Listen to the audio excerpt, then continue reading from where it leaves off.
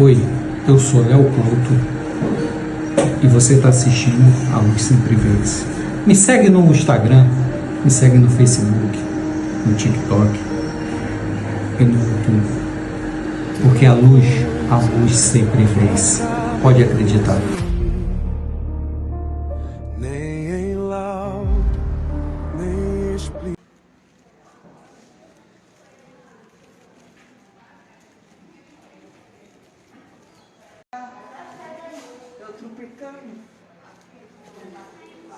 Falar um pouquinho da minha caminhada e da minha esposa também, porque a minha caminhada não é sem ela, minha caminhada é junto com ela. Hoje ela não tem trabalhado espiritualmente, mas ela desenvolve um trabalho brilhante e me ajuda bastante na caminhada. Como eu conheci esse trabalho de cura espiritual? Foi quando eu estava com dor de coluna, sofrendo de dor, ela também. Nós fizemos exame, passamos ao médico, e engraçado que no dia do exame foi muito tumultuado, eles não sabiam onde estava o meu exame, o que tinha acontecido, e eu já achei que tinham trocado os exames, mas não. A situação dela era muito pior do que a minha. Pegamos os exames, levamos até o médico, especialista, neurocirurgião, e ele falou: daqui a 3 meses, se não operar, vai ficar de cadeira de rodas. Então está aqui, risco cirúrgico, porque você tem que operar correndo. Ela ficou com muito medo. Ficou com medo de ficar sem andar e ficou com medo de operar. E eu não sabia o que falar para ela. E naquele momento, eu sentia muita dor também. Fomos para casa, e no outro dia eu tinha que fazer perícia do INSS. Um grande amigo meu foi fazer um trabalho na oficina do meu pai, que é em frente lá da casa onde morávamos, e perguntou se ela aceitaria fazer a cirurgia espiritual. Ela, na mesma hora, claro, porque a gente já tinha conversado sobre, a gente só não conhecia como era esse trabalho, mas eu, desde criança, sempre tive curiosidade de conhecer esse trabalho que o Dr. Fritz fazia, mas nunca tinha conhecido o Fritz. E num determinado momento, ela marcou tudo, viu o dia com o horário que ia começar e deixou tudo preparado. Quando chegou no dia, ela falou: vamos ali. E eu, tentando questionar sempre, ela falou: não, vamos ali. Chegando lá, me deparo com mais de 500 pessoas. Pessoas com câncer, com doenças terminais. E a última esperança era naquele lugar. E aquilo mexeu comigo de uma tal forma, eu falei: como é isso? Porque a medicina terrena já não tinha mais o que fazer. Ficamos o dia inteiro, mas fomos atendidos. E chegou no momento do atendimento, eu passei também pelo Hans e minha esposa passou. E o Dr. Hans falou para ela: você vai operar na hora certa. E ela veio embora. Eu passei pelo atendimento e senti minha coluna toda estalar. Meu filho estava me acompanhando. Eu falei: a sensação que eu tive é que o Hans subiu em cima de mim ali e estalou toda a minha coluna. E meu filho falou: Não, ele só passou um instrumento por cima. Eu falei, como é isso? A coluna estalou toda. E senti alívio. E naquele momento, nós fomos chamados para trabalhar.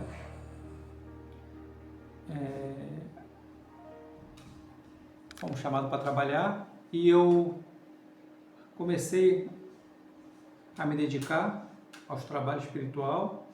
Nem imaginava que eu ia receber algum espírito. E minha esposa trabalhando, ajudando da mesma forma, e a gente feliz, porque a gente estava sendo útil para alguém, e as nossas dores, a gente não estava mais se preocupando com ela, porque aliviou bastante, e tinha hora que a gente achava, caramba, não vai ter que operar mais? Até que chegou o momento, Bartolomeu já tinha vindo, já estava atuando com Bartolomeu, minha esposa já estava trabalhando com o Frederic, e o Hansen me chamou na salinha dele, chamou ela. Olha, nós precisamos trazer uma criança. Eu achando que era espírito. Ele, não, vai ter que vir você. Eu com medo falei, mas como? Ele precisa vir. Tudo bem, a espiritualidade vai ajudar. E aconteceu. Até que um dia ela acordou, tinha sonhado, e ela sonhava muito com ele embaixo de uma mesa num sanatório. Todo dia ela falava que ia ver ele. Todo dia. Amor, fui ver uma criança. A criança é assim, assim, assada. E ela está sempre embaixo da mesa. Eu vou cuidar dela sempre. Eu vou lá para cuidar e retorno. E a última vez que ela sonhou com ele, ela falou, eu preciso fazer o exame. Eu falei, tudo bem, só que eu tenho que trabalhar, não tem como ir com você. Ela, tá bom. Ela deu o jeitinho dela, foi. Depois ela me liga. E aí, papai, como você se sente? Eu falei, minha filha, depois dos 40, a gente é avô. Brinquei com ela ainda. Ela, não, papai. E aí essa grande surpresa que foi na minha vida, divisor de águas, veio no momento certo. E ela teve, com 20 dias que ela teve o nosso menino, nosso filhão, ele se engasgou. Se engasgou de uma forma que foi difícil conseguir conter. Porque ela tinha dado de mamar, ele tinha arrotado com ela, ela botou no bebê conforto, inclinou ele para ficar mais em pezinho e botou do meu lado, falou, toma conta que eu vou no banheiro. Ela foi até o banheiro, ele estava bem. Ela sentou, eu dei água para ela, ela falou, amor, eu vou voltar para o quarto. Eu falei, tudo bem, você não pode ficar. Ainda fez, ela veio com ele, que coisa que ela não podia fazer. E eu estava preparando a janta e ela, de repente, ele deu um arroto, mas um arroto tão forte que ele se engasgou, que saiu pelo nariz, saiu pela boca e saiu aquela gosma. E aí ela foi tirando tudo, ela rápido pegou ele, com a rapidez que a mãe está sempre atenta, e atuou. Cirurgicamente ela atuou. Nisso, eu já peguei a chave do carro. Ela deu 2 passos e perdeu os movimentos da perna. Mesmo assim, consegui me colocar lá dentro do carro e partimos para o hospital. E ela foi mexendo nele. Chegando no hospital, ela não conseguia sair do carro. Eu peguei a criança e corri para a emergência. Nisso, fez todos os exames, verificaram tudo que podia e a criança não tinha nada. Eu como isso e não tinha nada. Fiquei feliz, alegre, que meu filho estava vivo. E minha ficha não tinha caído ainda. Quando eu chego no carro, minha esposa, não consigo mexer minhas pernas. Eu fiquei entre a cruz e a espada. O que fazer com a criança de colo, sem ter ninguém comigo, tendo que socorrer minha esposa? E ela falou, vamos para casa. Nesse momento, eu digo a você que foi uma falha grande minha.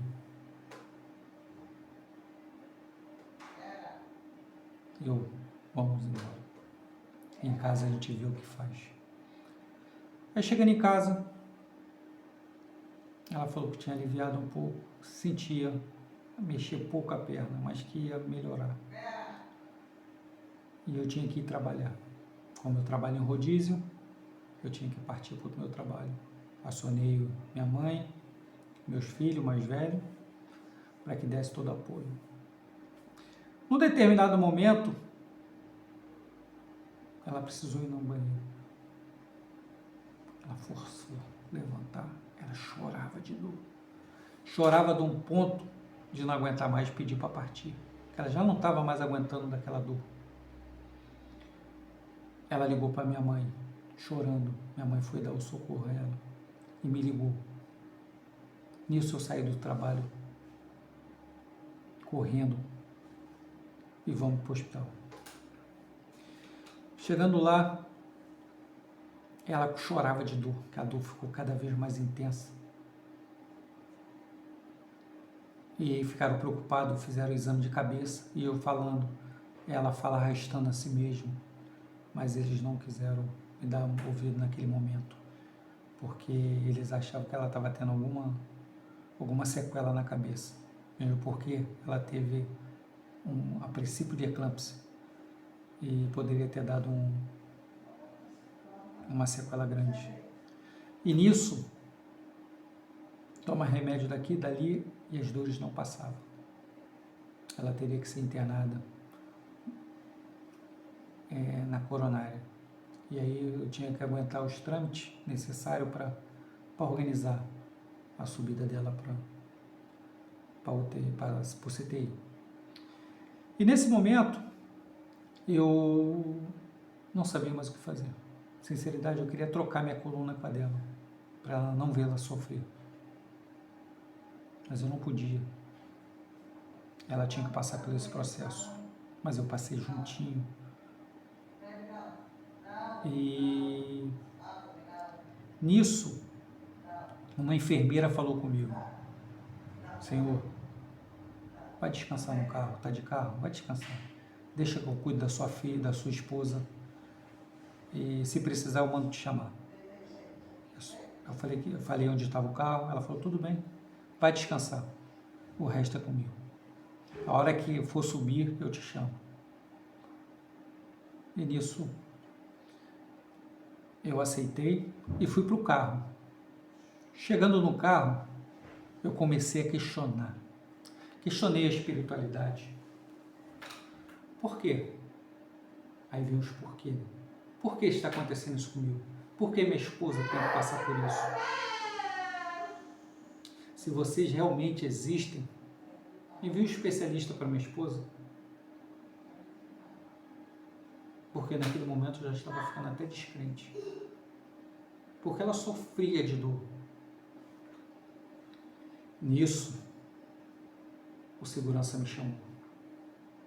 Sua esposa vai subir. Precisa assinar as papeladas.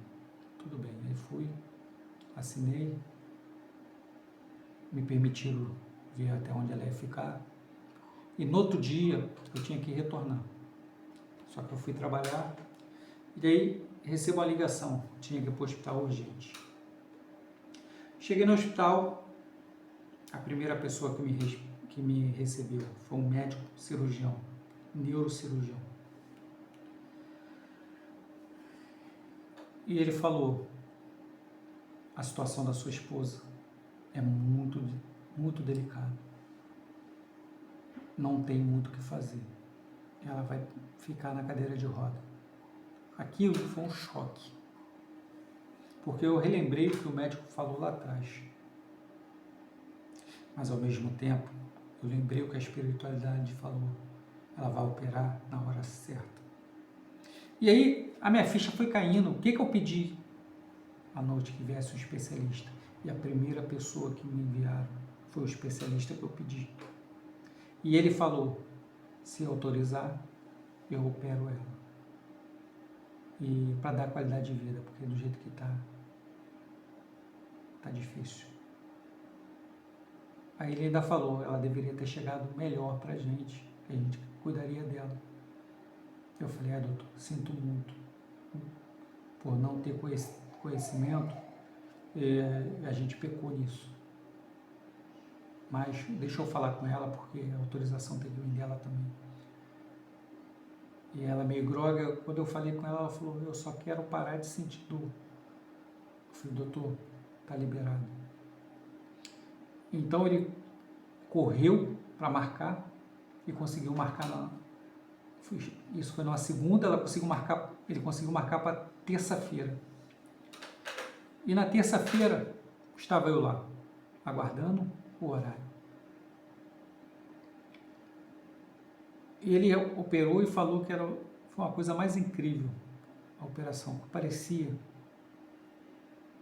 que estava pela pele. E nisso, ele sentiu que tinha algo diferente. Mas ele ficou radiante. Mas ele falou, dificilmente ela volta a andar. Pois bem, passou, ela recebeu alta, fomos para casa. Nisso, ela falou, eu não vou ficar de cadeira de roda. Eu vou andar. Tudo bem. E a gente naquele momento entende que a ciência quis dizer. Porque para a ciência, realmente ela não ia andar. E aí, fomos na primeira avaliação de cadeira de roda. E ela falou, doutor, da próxima vez, eu não vou estar de cadeira de roda, você vai ver. Ele balançou a cabeça, mas não estava muito confiante. E aí, quando veio a próxima, ela chegou com as duas muletas. Ela falou, na próxima vai ser uma só. E dito e feito. Quando chegou, ele já se assustou. Falou, como é isso? Mas ele não podia dar o braço a torcer, porque a ciência estava certa. Porque aquilo dali, naquele momento, não era uma força da ciência. Era uma força divina que estava botando ele de pé. E aí, no mesmo dia, ela teve que passar pela cardiologista. E no corredor, logo assim que ela entrou na porta, a doutora deu um grito. Meu Deus, você está andando. Porque a doutora sabia que ela não ia andar. Eu gravei e vou botar depois um vídeo. Eu não consegui pegar a hora que a doutora gritou, mas consegui filmar ela andando só com a muleta. E ela falou, da próxima eu vou vir sem essa muleta. E dito e feito. Porque a fé, ela estava na fé, ela estava acreditando. Ela falou, eu não vou aceitar que eu vou ficar sem me movimentar. Eu vou me movimentar. E dito e feito, ela se movimentou. E passou. 2 anos depois, ela precisou retornar para fazer uma outra operação. E aí ele fez alguns trabalhos para que ela pudesse se locomover melhor. Sequelas ficou? Claro que ficou. A situação para quem não ia andar, sequela é o mínimo. E aí eu entendi o que o Hansen quis falar. Aí eu entendi o que a espiritualidade queria falar. Acredita, confia. Que foi um momento, foi mais de 10 anos de fé, de acreditando. Mas eu aconselho a vocês, não deixem de procurar os médicos, os especialistas. Vai um, não gostou muito do que ele falou, achou que não bate, vai um outro. Procure sempre uma outra opinião, mas não deixe de ir ao médico. O médico é muito importante. Porque se você não for no médico, como é que você vai saber? Então procure algumas opiniões. Não vai só no primeiro, vai em outros para saber se realmente é isso. E nós fomos agraciados com a espiritualidade que nos abençoou. Hoje minha esposa anda, minha esposa faz coisas que não era nem para estar fazendo, mas faz. E é uma benção. Uma benção. Uma benção na nossa caminhada. Isso é um pouquinho da nossa caminhada, um pouquinho da nossa história, que eu estou compartilhando com você. Compartilha, curta, espalhe esse vídeo. Eu tenho certeza que tem alguém que está precisando ouvir isso, porque a luz sempre vence.